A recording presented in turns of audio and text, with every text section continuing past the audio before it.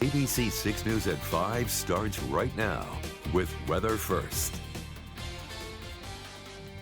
All right, we are looking at a lovely sunset tonight. Temperatures are on the cold side and will continue to drop as we carry on through the evening. We're above the freezing mark right now, but we'll be down to the low 20s here tomorrow morning. I'll have more on your forecast coming up.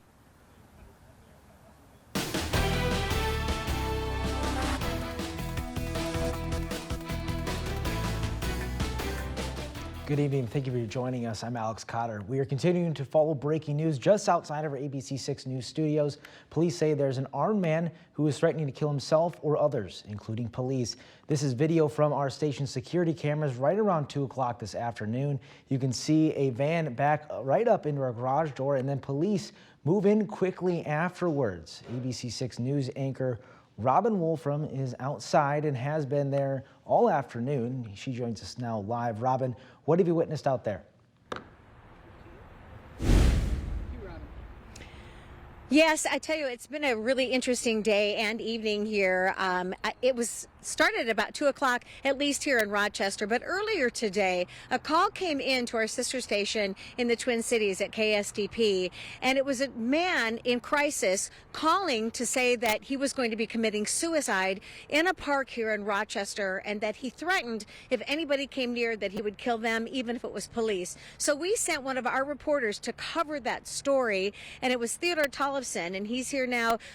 We went out there, Theo, and you didn't see anyone there. You were waiting for police. Tell us what happened from that point forward. Yes. So we received an email from KSTP around 9:30 this morning, just as my workday started, and I went out immediately to check where it was called for, which was East Park, just outside many of where Olmsted County officials and their offices are.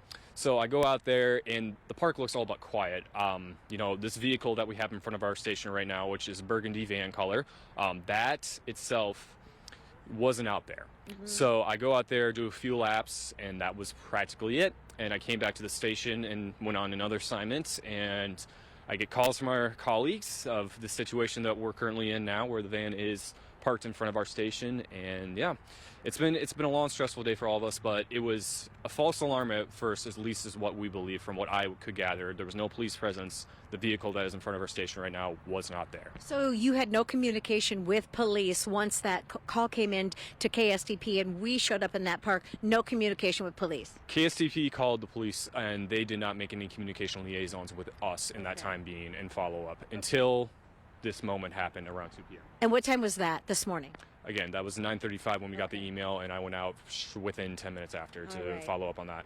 All right. Thank you, Theo. Well, and just to pick up from where that left off, it wasn't too much longer after that. We show up for our shift at about 2 o'clock, and I know Randy and I showed up just about the same time. And when I showed up, we can kind of take a look over here. We're at the TJ Maxx Plaza. We're on the side of TJ Maxx, and you can see where some of these police cars are. That's where the yellow tape is where I got stopped by police, and they said, "You've got to get out of here." I inquired about what the situation is. Of course, I was concerned about my colleagues at the station, because that's where all of these police cars and tactical units are. They said the station was in lockdown. I asked what it was about. They weren't willing to tell me. Shortly after, I got a telephone call from someone from our station, said they were in lockdown, weren't familiar with what was specifically going on, other than it was a man in crisis threatening suicide. Again, the situation, he was going to commit suicide and threatening that anybody who approached, he was going to kill them as well. So family has been gathering here all day. A lot of people who have been here at Wildwood Sports Bar and Grill. Some people who have parked here inside of the yellow tape, they have not been able to leave all day. Just in the last half hour, some of these cars have been able to leave, but not many. You can still see some of them are too close to where the situation is happening, that they have not been able to leave. And I know we've been looking around, and I'm kind of just going to direct you back to our station. You can see, if we can zoom in, on the black police sign. It's a black sign with white letters. That's exactly where the van is. You can kind of see the tail of the burgundy van butted up against to the garage there. That's where the man in crisis is. He's in that van. We heard him yelling.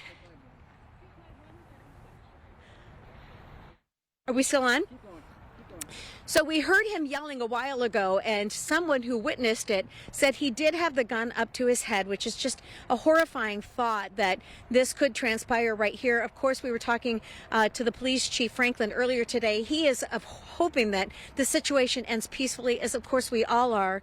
I did speak with the man's girlfriend earlier today, and she said she was certain he wouldn't do anything like this. But again, the fact that he called into our sister station in the Twin Cities saying that he was going to commit suicide, of course, police have to respond in a way that's going to protect the community and everyone involved. Now, a little bit later on in the newscast, we're going to be talking with Randy Brock and also with one of our producers who showed up at the same time, both as close to an eyewitness as we possibly can get to what transpired as everything came down at 2 o'clock today.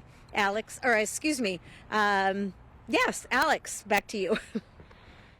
Thank you, Robin. Now, as a recap, around 9 o'clock this morning, our sister station KSTP got a call from a man. He told them he was at East Park in Rochester and he was going to kill himself and any police officers who came near. We alerted police, and around 9:30, our Theodore Tolfson went to East Park where he didn't find anything. Then around 2 o'clock this afternoon, the man showed up at our studios armed, and that's what is happening right now. Rochester police, including the SWAT team, showed up at our studios. Everyone is still outside, and police are still in communication with the man who they are calling a person in crisis. Just about an hour ago, we heard from Rochester Police Chief Jim Franklin.